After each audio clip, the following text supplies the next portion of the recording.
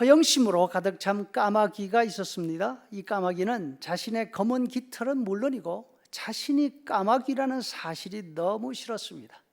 어느 날 공작새를 보고 나도 공작새가 되어야 되겠구나 생각했습니다. 여기저기 돌아다니며 공작 깃털을 모아서 자신의 몸에 잘 붙였습니다. 그리고는 까마귀 마을을 떠나서 공작새 마을로 갔습니다. 새로 이사온 까마귀를 보자 공작새들이 모여들었습니다. 까마귀는 몸에 붙은 공작 깃털을 자랑하고 싶어서 날개와 꼬리를 쫙 펼쳤습니다. 어떻게 됐을까요? 풀로 붙인 깃털이 우수수 다 떨어졌습니다. 무엇이 남았습니까? 새까만 까마귀 원래 모습뿐이었습니다.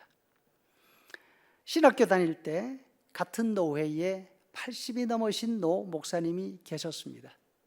가끔 교회에 오셔서 말씀을 전하시면 늘 똑같은 본문, 똑같은 말씀을 주셨습니다. 사람은 수원이 있어야 됩니다. 사람에게는 수원이 있어야 됩니다 하시면서 말씀을 시작하시면 성도들이 웃기부터 시작합니다. 왜냐하면 목사님 당신의 성함이 이수원이셨기 때문입니다. 목사님이 이야기합니다. 하나님 말씀은 거울입니다. 거울 뒤에는 무엇이 있어야 됩니까?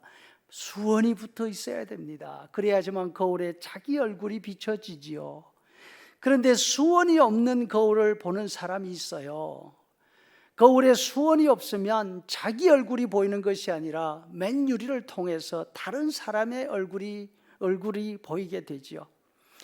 하나님의 말씀을 잣대로 다른 사람을 보니까 흉투성이 뿐입니다. 이것도 잘못됐고 저것도 잘못됐고. 그래서 수원이 없는 사람은 흉질 말질밖에 할 것이 없어요. 그런데 이 맨유리에 수원을 붙이면 다른 사람이 보이지 않아요. 자기 얼굴밖에는 볼 수 없죠. 그래서 자기 얼굴을 보고 고치게 되죠. 이 수원이 뭔 줄 아세요?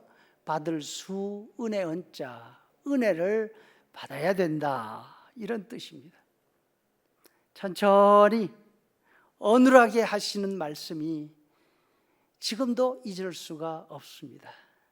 사람에게 은혜가 떨어지면 어떤 모습이 되는지 도 목사님이 이야기해 주셨죠. 성경에 보면 하나님이 영이 함께 하시다가 하나님의 영이 떠나면서 그 모습이 완전히 달라진 두 사람이 있습니다.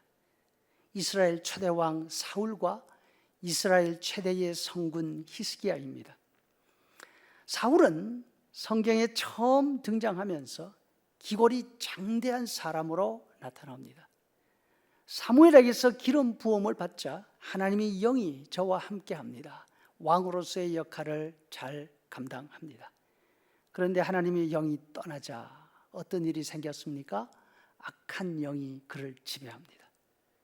다윗을 향해서 창을 던집니다. 자기를 위해서 수금을 타고 있는 사람이잖아요. 그 사람을 창으로 벽에다 박으려고 하는 거죠. 사울은 원래 그런 사람이니까 그렇다고 칠 수 있습니다. 그렇다면 최대의 성군 히스기야는 뭔가 달라야 되지 않겠습니까? 히스기야는 선왕 아하스가 있습니다. 아하스는 악한 왕이었습니다. 성전을 팽개치고 성전 문을 폐쇄해버리고 사람들이 성전에 들어가지 못하게 했습니다. 그러나 히스기야는 아하스의 아들이지만 왕이 되는 첫날부터 자기 아버지의 잘못된 정책을 완전히 뒤집어 버립니다. 성전 문을 열고 성전을 청소했습니다. 유월절을 회복하고 백성들과 함께 하나님만 섬기기로 서약합니다. 그 결과 하나님께서 히스기야에게 복을 엄청 많이 주셨습니다. 아시리아 대군이 예루살렘을 침공했습니다. 18만이 넘는 군대가 예루살렘을 겹겹이 둘러싸고 이제 그만 항복하라고 위협합니다. 그날 밤 하나님이 천사 딱 하나를 보냈습니다. 아시리아 군대가 다 죽었습니다. 히스기야는 부와 영광이 최고에 달했다. 부족한 것이 없었다. 하는 일마다 다 성공했다. 하나님의 은혜 때문에. 성경이 이렇게 말씀합니다.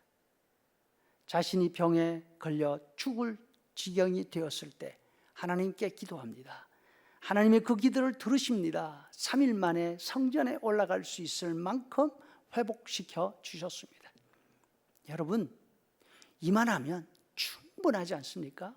이만하면 확실하게 변한 것 아닙니까? 그런데 31절을 보니까 하나님의 영이 잠깐 히스기야를 떠나서 혼자 두셨습니다. 히스기야가 얼마나 충실하게 변했는지 보시고 싶어서 그랬다 합니다. 바벨론 왕이 히스기야에게 사신을 보냈습니다.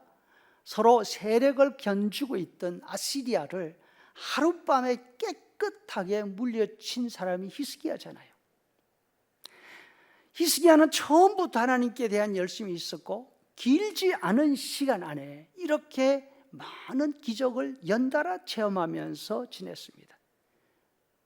다시 말하지만 우리가 생각할 때 이 정도면 자다가 물어도 다 하나님의 은혜입니다. 제가 한 것은 아무것도 없습니다. 이렇게 말해야 되잖아요. 그런데 놀랍게도 히스기야는 바빌론 사신을 맞으면서 하나님 이야기를 단 한마디도 하지 않습니다. 자신을 자랑하고 자신이 얼마나 많은 전쟁을 이기고 얼마나 많은 것을 가지고 있고 그리고 최신 무기를 얼마나 갖추고 있는지를 보여주며 자랑했습니다. 성도 여러분, 은혜가 떨어지면 사람의 본 모습이 드러납니다. 그것은 사울만 그런 것이 아닙니다. 히스기야도 마찬가지였습니다. 우리에게 늘 하나님의 은혜가 있어야 합니다. 하나님의 은혜가 우리 행동뿐 아니라 우리의 마음을 덮어주셔야 우리가 성도의 모습을 유지할 수 있다는 이 사실을 기억해야 합니다. 그래서 아무리 많은 성공을 거뒀다 하더라도 하나님의 은혜를 사모하며 살아야 하는 것이죠. 하루하루 지나면서 날마다 하나님의 은혜를 사모하고 그 은혜 속에만 거할 수 있는 우리가 되기를 바랍니다.